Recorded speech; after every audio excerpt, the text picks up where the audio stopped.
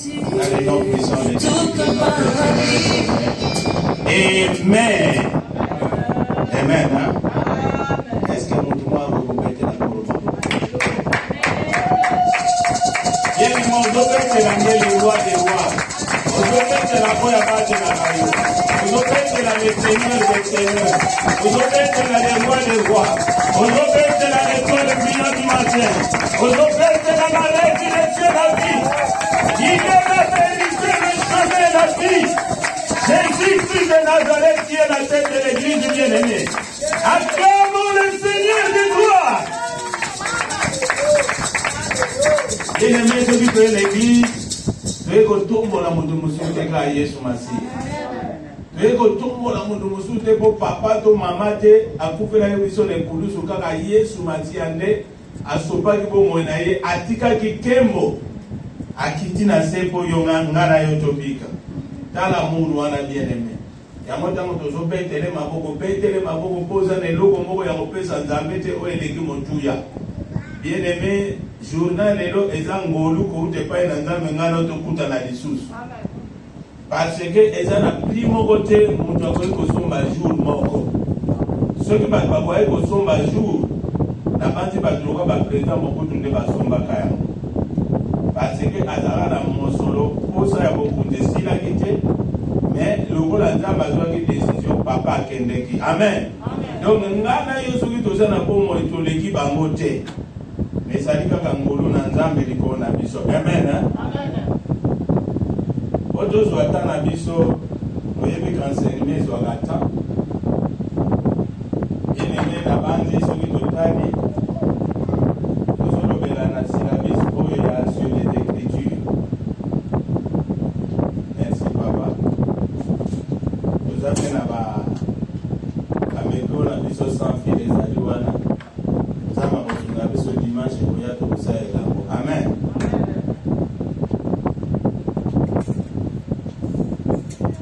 Nous avons l'opération des écritures. Nous avons awana liboso, otali na ozali ba misusu bazali na 4 syllabus 4 na bangwana.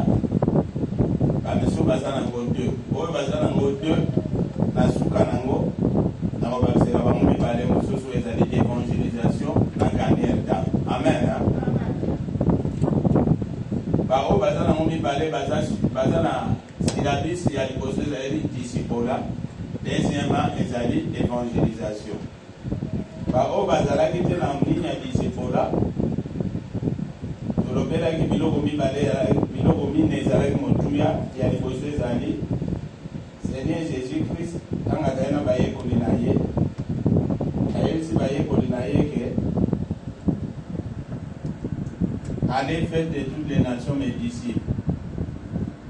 Soko tali yango na livre ya Matthieu 28 et 19 à 20, allez faire de toutes les nations mes disciples. Pourquoi Seigneur a l'obagité que vous connaissez à côté à bon malobi, a préciser. Alors vous connaissez que ça va nos disciples. C'est-à-dire l'église est ensemble à mes disciples. Pourquoi vous avez une église, ils ont la dénomination, ils ont une église à baptiste, ils ont une église nini, mais mission. Cho volonté à Nzambe ezali que bisoni otoza la ba disciple. Amen. Amen. Donc mon soka azali disciple était aza baptiste, soka mon aza disciple était azali catholique, to azali évangéliste, to azali mon tu as fait fullness to God, soka azali disciple était c'est-à-dire avant la volonté à Nzambe. Amen. Amen.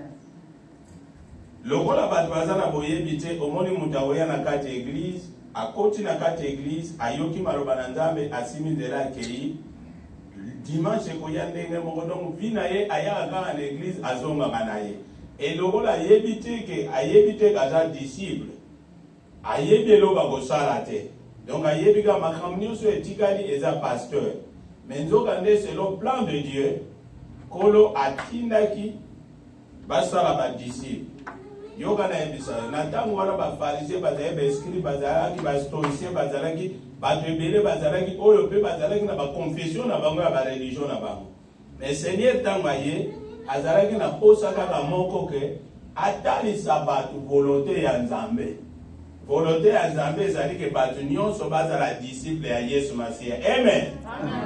Parce que dans Jean 3,16, Dieu a tant aimé le monde qu'il a donné son Fils unique afin que quiconque croit en lui ne périsse pas mais qu'il ait la vie éternelle.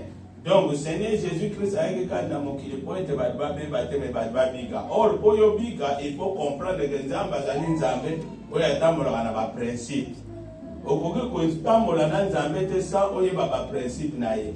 Soko yebi ba principe na ye te eza lokola chauffeur azotambuza voiture mayebi code de la route te. Donc azali vrai faux chauffeur. Aza vrai chauffeur parce que azotambuza, mais aza faux chauffeur parce que ayebi code de la route te. Amen. Amen.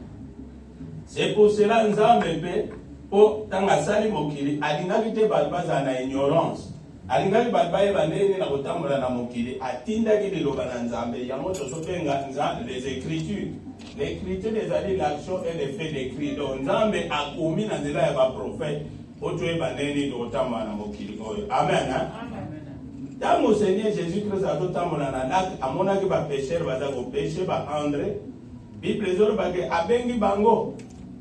Alors bien te boya na lingina zalisa bino ba pécheur d'or. Mais bazalaki na bisala na bango bazali kosala kati ya mokili oyo. Bazali kosala bazali ba péché lokola yo ozosala na wera ozosala quelque part. Mais ozosala selon volonté na yo. Mozosala selon volonté de Dieu te. Or selon volonté de Dieu, même ozosala musala na yo mais il faut la pécheur d'homme. Pécheur d'homme est korbani. Elingi kolobake ozala mutu oyo ozosala pe pona bali ya royaume de Dieu. O nyonso yo ozosala na mokili kotika. Mais oh, ezali très important, ezali royaume de Dieu, parce que royaume de Dieu ezali continuité ya vie na yo. Soki lelo kufi okene na royaume de Dieu. Or, soki Seigneur a le bien que cherchez premièrement le royaume de Dieu, et tout cela vous sera donné par dessus. Donc, royaume de Dieu ezali eloko ezali très important na mutu nyonso surtout a focus na yango atia misu na ye a comprendre que na yaki na mokili na ndenge na ngai te mezali na Nzambe oyo a créé ngai. Alors Nzambe ana lobi ayebi projet oyo azana ngo pona vie na yo. Yango Nzambe wana atia ba potentiel kati na yo avec ba potentiel wana ebana kosala.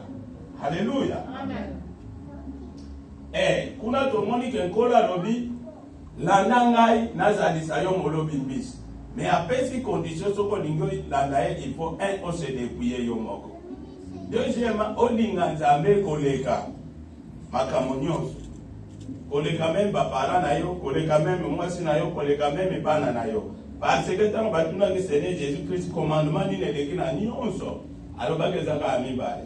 Ezali linga Nzambe na makansi na yo nyonso, na makasi na yo nyonso, na motema na yo nyonso. Wana ezali premier commandement. De soko lingi na Nzambe liboso parce que c'est le ciel qui commande la terre. Alléluia. Même to bimaka soki na kosala musala soki Nzambe alingi te mokolo wana yo sala okosala te. Soki pe Nzambe alobi alamusa yo te okolamuka te. Ezala mutu moko alamuka na porte nezala mike na lingi na lamuka. Même oza na bana, même obota bana soki olali oyebaka lisusu te kozalaka na bana. Olamu soki olamuki nde ozoyebaka naza na bana. Soki olamuki nde oyebi kosala compte na bana. Donc Nzambe nde azali oyo azali kobatela yo, azali kosunga yo, azali kolamusa yo. Amen. Amen. Bon, pour la bâtue, enseignement sur les disciples, ce qu'on a enseignement, wana obengi ngai na koko bana ko expliquer, mais ça bien écrit, on a sokotali. Mais tolobela ki deuxième enseignement ezalaki sur les écritures. Écriture les années. Définition en résolu action et l'effet d'écrire.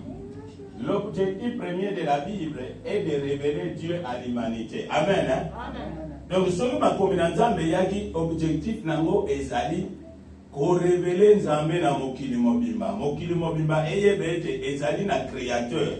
Tozali na ndenge na biso te mais tozala créé par Dieu. Amen. Amen.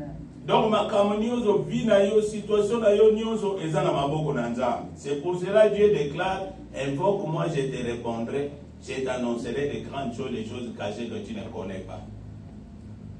Alobi benga ngai belela ngai na koyanola yo na kolakisa biloko oyo ebombami parce que eza na makambo oyo ebombama na vie na yo oyebi yango te. Soki na repose question papa, oyebi makambo kolega lobi na yo. Mutu moko ayebi te. Nde tokobima awa oyebi ndenge kozonga na ndako, oyebi likambo nini ekolela. Oyebi te. Tito koma na butu oyebi ndenge ekozala. Oyebi te, mais Nzambe ayebi lobi na yo. Ayebi oyo ekolega après. Ayebi nini oyo abongisaki parce que aza na babone chose oyo abongisa na vie na yo. Amen. Tozo kosattache na Nzambe parce que ye aza protecteur na biso. Soko tali bandeko na biso mingi baza na baproblème, bataki ya sorcellerie, bamaladi. Soko ke na hôpital okomona batu oyo baleki biso baza na bamaladi donc moyen te. Mais bien aimé, c'est par la grâce de Dieu ngana yo tozobi. Et c'est pour cela Nzambe alingaki ke mutu azwa boyebi a comprendre que vie na ye nyonso ezo dépendre pa ina Nzambe. S'il est universel de croire en Dieu, les saintes écritures consistent de la seule source qui puisse permettre de connaître le Dieu tout-puissant. La Bible est le point de contact entre l'homme fini et Dieu infini. Donc, bien aimé, ce qui est tolingi toyeba Nzambe, source oyo ekoki kolakisa biso Nzambe eza kaka Bible. Bible nde ezolakisa biso oyo Nzambe azali, pe nini volonté ya Nzambe ezali, Nzambe alingi nini, alingi ndenge nini biso totambola. Donc, soki ozo néglige Bible, elingi koloba ozo néglige Nzambe. Yango moni Nzambe alobi te to méditer parole jour et nuit. Azo ko insister que médite la parole jour et nuit. Nous devons par conséquent nous référer aux Écritures dans le but même de connaître Dieu. Donc, ngai na yo esengeli totala la Bible, ozo solola, ozo tanga Bible pamba te parce que au niveau de la connaissance ya Nzambe. Lokola na mokanda na Jean 1 balobi au commencement était la parole était avec Dieu, la parole était Dieu. Bien aimé, okoki kozala chrétien oya vanda te, oya atungama te, soki oza la connaissance la parole de Dieu te. Parole de Dieu ezali source oyo kosunga yo, liboso bénédiction na yo evandi na parole de Dieu. Na kata parole de Dieu ne yo komona ba promesse makambo nini Nzambe aloba pona yo. Amen. Amen. Bible le dit mon peuple périt parce qu'il manque la connaissance. Abanzi totanga na mokana na 2 Timothée. Totanga na 2 Timothée 3. Una ezotalisa biso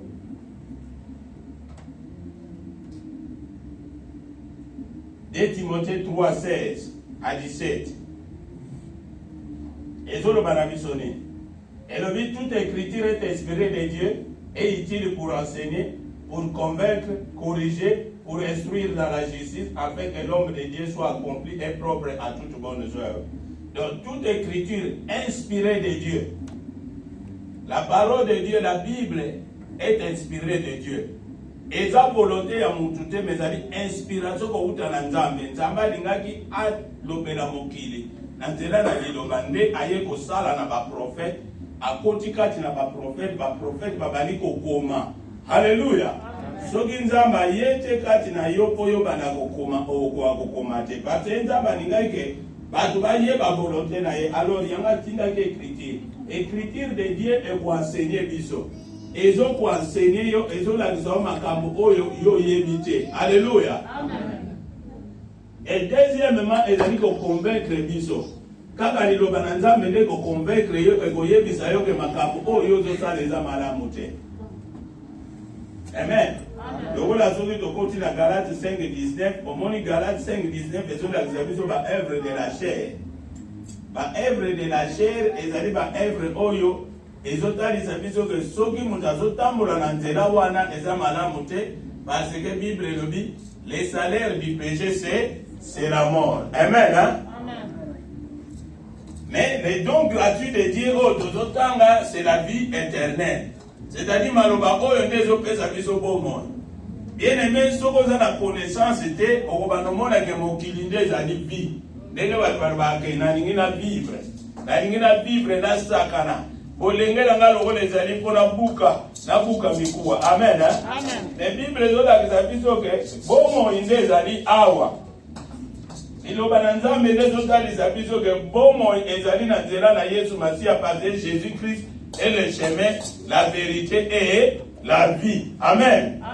Est-ce que vous pouvez comprendre?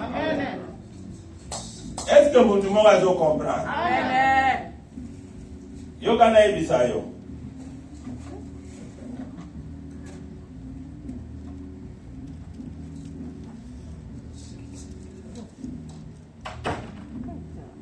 Tout le monde que sur le fait concernant les Écritures, les noms et les titres. Donc, nous avons la Bible, l'Écriture, la Bible, les Saintes Écritures, la Bible, parole de Dieu, la Bible, ainsi parle l'Éternel, la parole de Christ, nous c'est la Bible. Amen. Hein? Amen. Tout le monde est sur l'histoire de la Bible. Aux hommes, il faut y l'histoire de la Bible. Parce que ce qu'on y a l'histoire de la Bible, au côté de l'Ouala, musulman, vous voyez que non, Bible, et ça va biloko falsifié, que ça va biloko, et ça dit volontaire, tout ça. Mais ce qu'on y a l'histoire, on va comprendre que Bible est l'inspiration de Dieu. Donc, mon Bible en grec est quand même le Biblos. Et puis, vous voyez que la Bible est divisée en deux parties. Deux dans l'Ancien Testament, puis dans le Nouveau Testament. Amen. Amen. Oyo eza nécessaire soko za na ndaku otanga yango. Na koko bandela ngo sute potan ezali muke. Amen. Amen. Tolobelaki que na ancien temps, donc ba hébreu a divisaki Bible na trois parties. Na kati ya Bible wana na Ancien Testament eza na trois parties. Na trois parties wana partie liboso ezolobela sur la loi. La loi. Donc ce va le dire mibeko. Azolo belango soko lingotala la loi okomona yango na apartir Genèse na Deutéronome. Alléluia. Amen. Nous appelons les prophètes. Soko lingotala sikoyo na trois parties on a tozali na la loi, tozana les prophètes et tozana les écrits. Amen. Amen. Dans les prophètes tozana livre à Josué, Juge, Samuel et Tite na Malachie.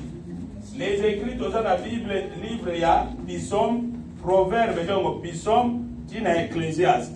Donc ça déjà pour nous beaucoup de temps à binomogo. Amen. Amen. Koto de asi to le ka kiango. Les prééminences de la Bible, to le bela kiango. Les livres des hommes projettent des pensées limitées de l'intelligence humaine. Mais la Bible est la révélation de Dieu aux hommes. Omoni ba livre ba basali na mokili eza malamu. Mais ezali limité. Eza na ba pensée moko limité. Mais la Bible ezali kotalisa le pensée de Dieu. Amen. Amen. Donc, ce autant de livre à géographie, autant de livre à mathématiques, autant de livre à nini, mais na kati kuna autant de livre muso à médecine, même médecine est limitée parce que au coût de la médecine bazolo baké maladie muso c'est incurable. Aux malades ok pas docteur otunie que pour la maladie bona kosala ni docteur a dit sur maladie oyo ezana kisite. Donc yo allez obligé o mela kaka kisi kino yo kokufa. Ozoka ndeko na ngai. Tozala papa na biso munga ngataliwa na ebite soko na kosi. Mais awa na pensé nzambe koyoka Bible zolobake voici les miracles qui accompagneront ceux qui auront cru à mon nom, ils imposeront le même malade. Ozoyoka. Balobi loboko kaka kanisa eloko docteur alobi ezali incurable mais Bible elobi yo kotia loboko na maladi akopika. Donc pas la minga na soko yebise ke na kotia loboko epai na muntu abika oyebisa makamni ozoyebisa ngawana. Loboko na yo tia likolo muntu abika kyo ifwa melakisi kwa abika. Ozoyoka. Mais la carte de Bible bazotali zabiso ke mwana mwasi moko azale malade pendant 12 ans. Asilize mbongo neni yo pas ba docteur mais mukolo moka mona ke Seigneur Jésus Christ azole kalobi soki na kosima elamba na nkolo na kobikisa. Yoga bien aimé alingi yo oyo zali kati na salle. To yo oyo za na problème moko ezotungisa yo. Oyo ba docteur na ba yebisa ke ezale incurable.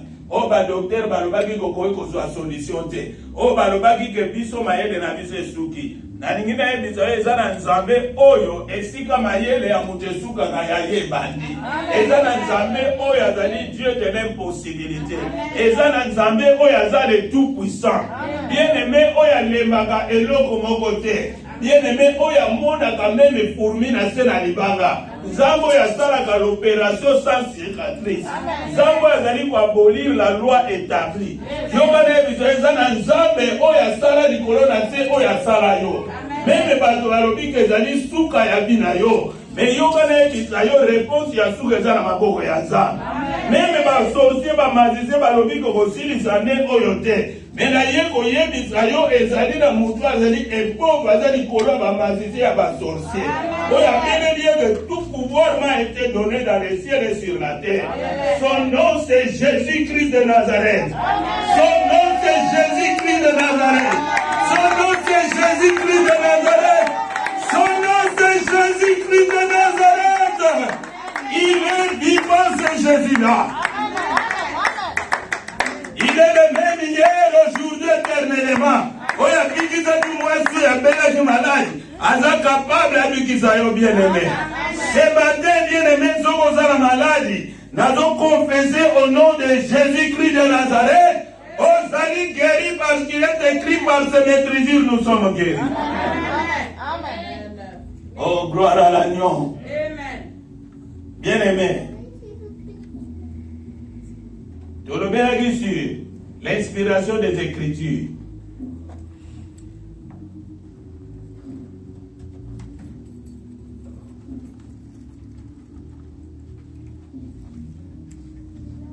Nalingi comprendre que la Bible est la révélation inspirée de Dieu. Ce qui prouve que la Bible est la révélation inspirée de Dieu, son unité merveilleuse. Yoka bien-aimé, Bible et Kumami na à peu près 40 écrivains. Mais pour comprendre, vous allez penser à Nzambe, mais volonté à Nzambe, na 40 écrivains, on a bango nyonso tout. Pas centré dans la même idée. Parce que Jésus-Christ n'a pas centre à Bible mobile. Amen. C'est-à-dire, bateau va commis wana. Bazala qui na période de mon côté. Mutuna muta commis na dengue na ye. Mais nion surtout ezali concordé pe centré nion se pas na Yesu Masiye. Et ça la confusion mon côté bien aimé. Oyebi kata ba livre mukili. Okomona oya commis na ndenge, oya commis na ndenge, oya commis na ndenge na ye. Mais Bible bato bakomaki yango bango nyonso tu bakomi yango pe esali lokola mutu moko mutu akomi yango. Amen. Yango nde ezosala force ya Bible.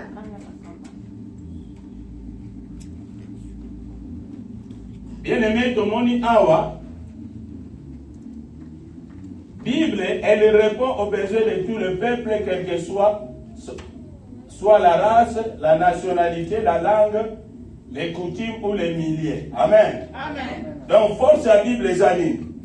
Talaka mukino mobimba na bazala balangue na bango ba chinois bazali ba nani benje bazali ba twanenge na nenge bazali ba congolais bazali ba français bazali mais Bible ezo répondre na besoin ya mutu moko na moko.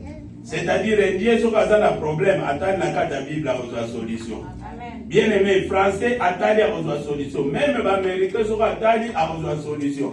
Bato baza mayele mais bazo koma na niveau moko mayele na bango suki réponse ezaka na kata Bible. Yango ezali force ya Bible. Bato basala tout ba détruire Bible. Ba misu batumba ba Bible. Pour que le mwana mokili. Mais le les a volonté de Dieu. Bible ça toujours coexister. Yo kana ebisa yo. Bato bakoyi ko sala nyonso tout ba détruire yo. Mais le la volonté ya Nzambe ezali que yo sala na mokili. Et l'eau moko te kokoka ko détruire yo. Parce que ntango Nzambe nana lobi te bien aimé. Bible lobi que 1000 tombent à ton côté, 10 000 à ta droite, tu ne seras pas atteint. Ils viendront d'un seul chemin, mais l'esprit de Dieu les dispersera par cette chemin bien aimé. Nzambe ko combattre pour na yo bien aimé. Yango na ningi mutu moko comprendre que année o ezali année de grâce pour na yo. Soko suwaki na 2020 Na 2021 nazoyebisa mutu moko koeshuwe te. Nayebi te soko mutu moko azokomprendre. Soki Nzambe apermettre okota na 2021 parce que Nzambe aza na makambo mpo na yo. Parce que Nzambe alingi asala makambo minene na bomoi na yo. Soki bato bakoeshuwe, soki baza 10, yeba ke 9 bakoeshuwe, yo koeshuwe te. Alléluia! Jésus. Bien-aimé, nazo croire Nzambe oyo aza Nzambe. Bopoto kende na mbangu, tala biso bende kei. Oyo nyonso tolobelaki yango, nazongi kaka mpona bato oyo bazalaki te. Amen. Mais lelo tozolobela sur les Écritures. Le ministère des Écritures poto silisa.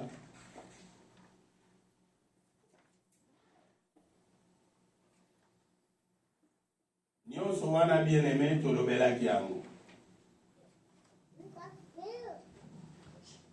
Lelo tozolobela sur le ministère de l'Écriture. Amen.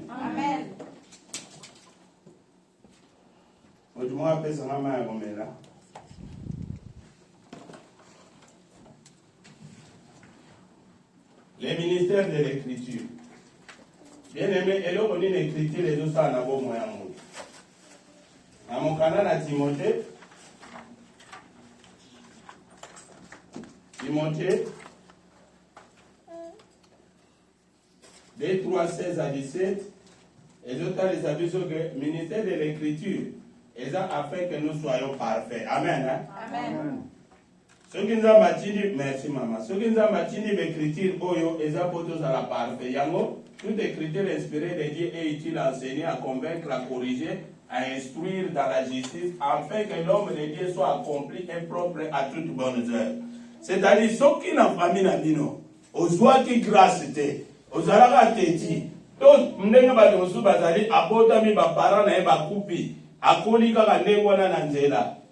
Mutuwana, ayebi penda, ata, donc, akoli na balabala, azamwana ya balabala, azui chance te, azo éducation pa ba parents na ye. Azui chance te, azo éducation kati na école.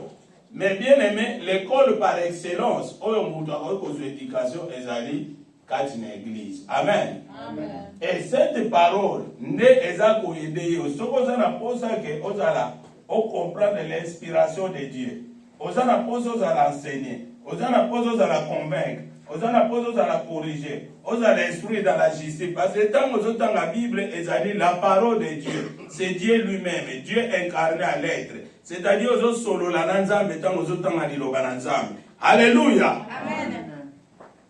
Comme Dieu est tout-puissant, sa parole est puissante. Soko bandi na maloba na nzambe. Eza na mutu moko te akosimba yo parce que maloba na nzambe ezali nzambe. Soki mutu alinga simba yo asimbi nzambe. Alléluia.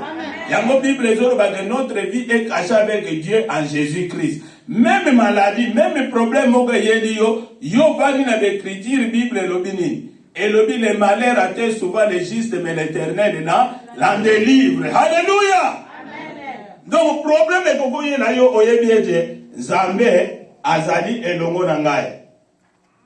Ce qui t'otangi dans Psaume 119, 9, Balobini, comment le jeune homme rendra-t-il pur son sentier en se dirigeant d'après la parole de Dieu?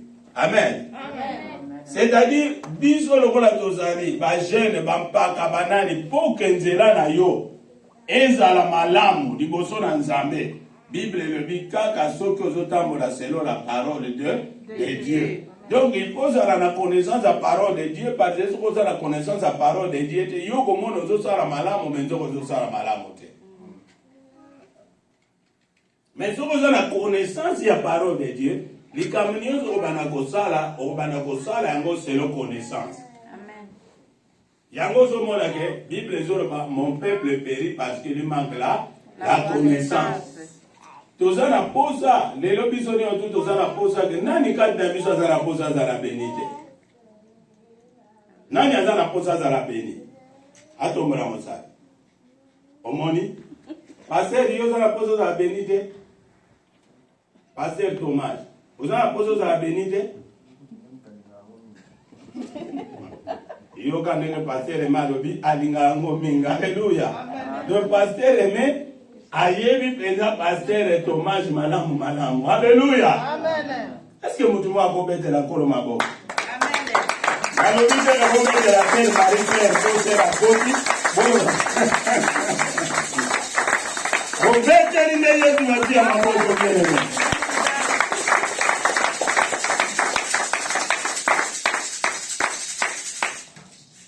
Soko tali na syllabus na yo komona ke bapesi verset 100 Psaume 119 9 pe bapesi verset ya Psaume 119 11.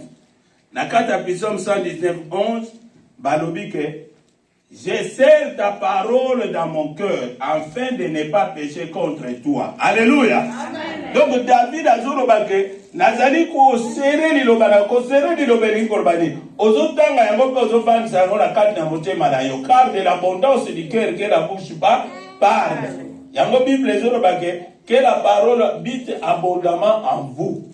Maloba na Nzambe etondisa makati na yo parce que soki maloba na Nzambe etondisami okozala na connaissance. Okoyeba ke eloko nazosala eza malamu na miso ya Nzambe, eloko nazosala eza malamu te na miso ya Nzambe. Ndenge ntango mosusu balobaka ke omoni bato bavandi balobi ke non tovandi na biso ovandi esika moko bato moko balingi kotonga me yo lokola oza na connaissance te okoyeba te. Nzoka Bible elobi esengo na moto oyo avandi esika moko na batioli te. Omoni connaissance balama okoyeba ke groupe oyo nazosala nango eza malamu te na déplace na luka groupe mosusu. Elipo yeba ke entourage et affectera vie na biso. Batu nini yo zovanda na bango, batu nini yo sangana na bango. Entourage na yo ekoki ko faire réussir yo. Parce que na vie ndenge tozali bolere nyonso tu vie ya moto echangeaka à partir ya moninga ne moto. Soko koti na entourage ba businessman, ato ozalaka kosala business te me okomona yo kokomi na esprit osala business. Bien aimé, soko koti na entourage bato basalaka diamant okosala diamant. Oyebi tina nini biso tosala ba warehouse? Parce que tango toye na mboka oyo tokuti bandeko na biso ba Congolais bazosala ba warehouse. Biso ba Congolais tokende kaka esika bandeko na yo oyo bazali koyoka ka mikolo kompani ne ezokuda. Mikolo Samsung azokuda boni o 15. Omana ba Congolais nyonso bazokende na Samsung. Mais za na place mosusu pe à 18, mais lokola Congolais na comité mutakokende kuna zake. Alléluia. Amen. Donc entourage influence à biso. Amen. Amen. Ya lobi nazo serré liloba na yo. Bien aimé nazo elisa yo que parole de Dieu est très important le quoi